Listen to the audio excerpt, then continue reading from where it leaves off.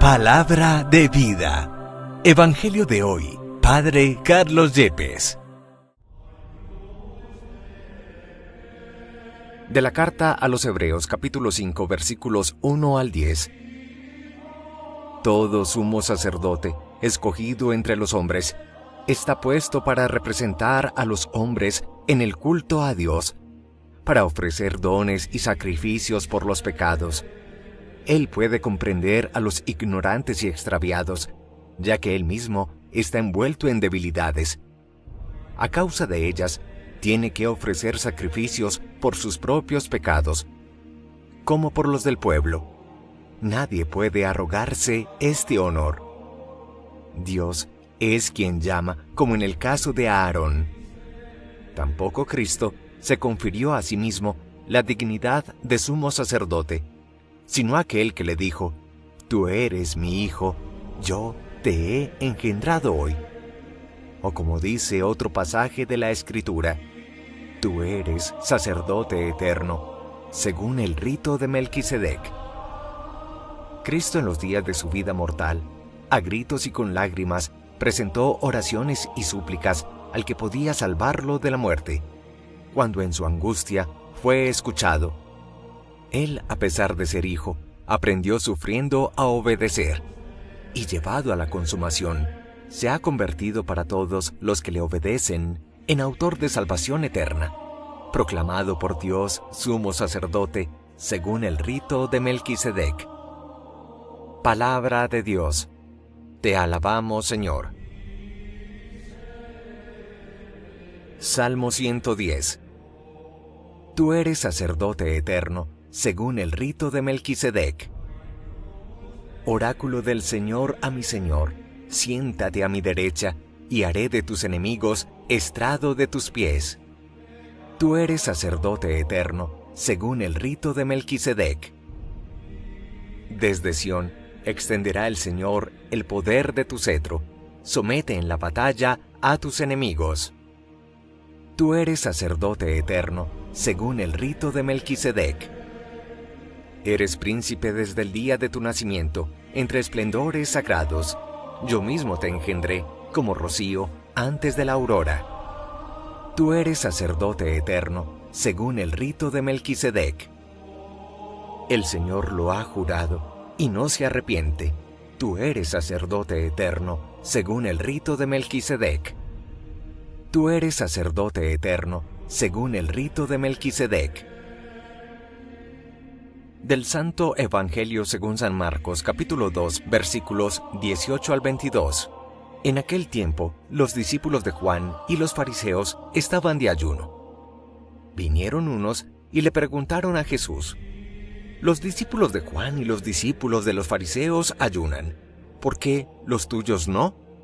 Jesús les contestó: ¿Es que pueden ayunar los amigos del novio mientras el novio está con ellos? Mientras tienen al novio con ellos, no pueden ayunar. Llegará un día en que se lleven al novio. Aquel día sí ayunarán. Nadie le echa un remiendo de paño sin remojar a un manto pasado, porque la pieza tira del manto, lo nuevo de lo viejo, y deja un roto peor. Nadie echa vino nuevo en odres viejos, porque revienta los odres, y se pierden el vino y los odres. A vino nuevo, odres nuevos. Palabra del Señor. Gloria a ti, Señor Jesús. En mi opinión personal, la más impresionante expresión de la carta a los Hebreos es la que nos presenta precisamente el capítulo 5 que leemos como primera lectura litúrgica.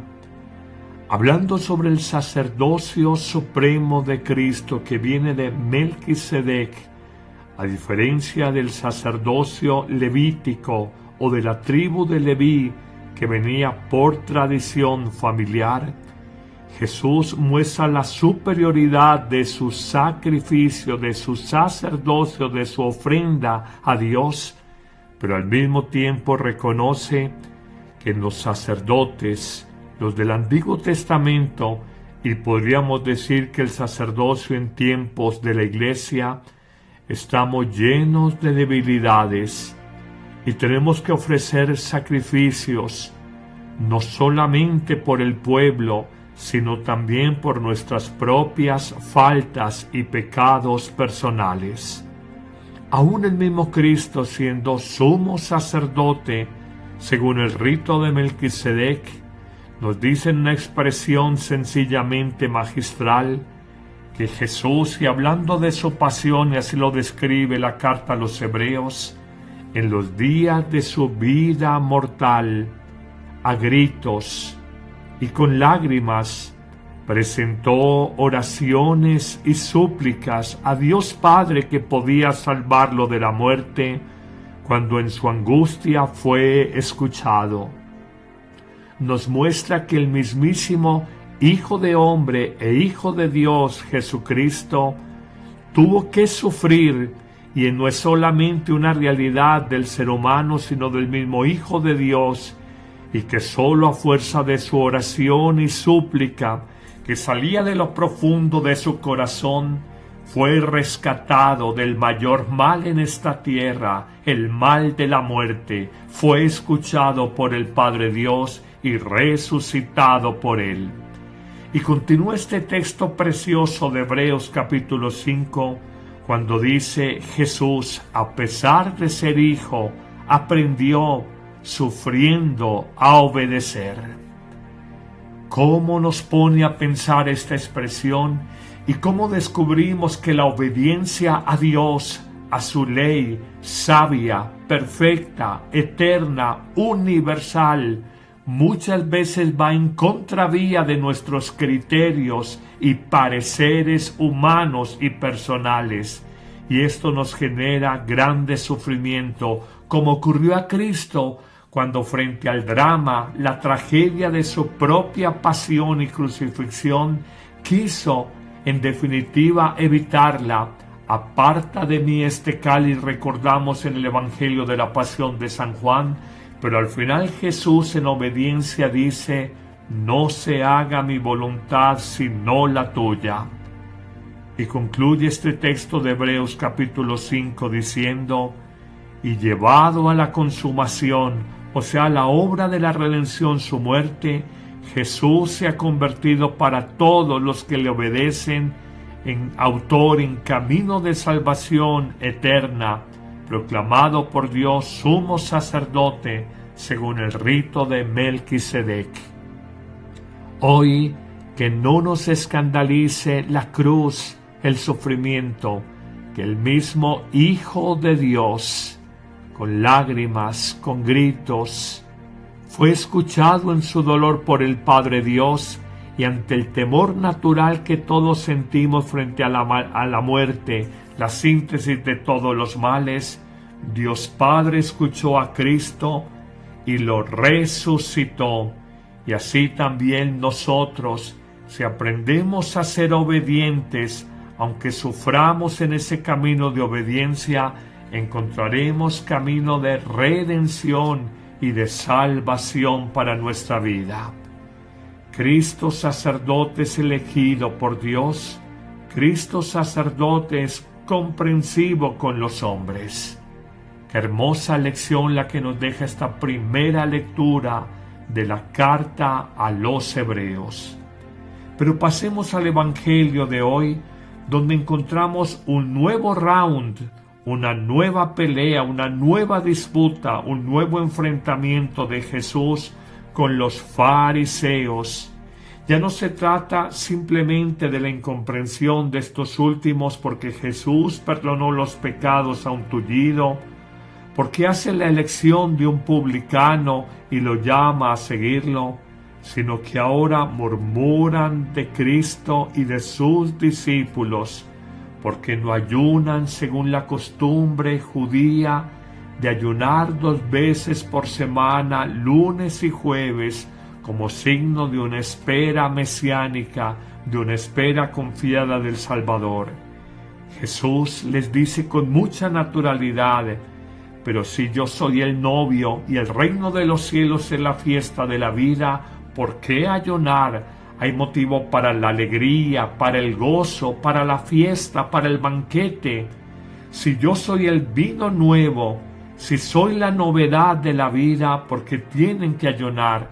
Es que el cristianismo no se puede ver simplemente como ascetismo, solamente como sacrificio, solamente como tragedia, porque se vuelve entonces una religión dolorista y triste. El Evangelio es sobre todo buena noticia de salvación y no mala noticia del pecado que hay en la vida de los hombres.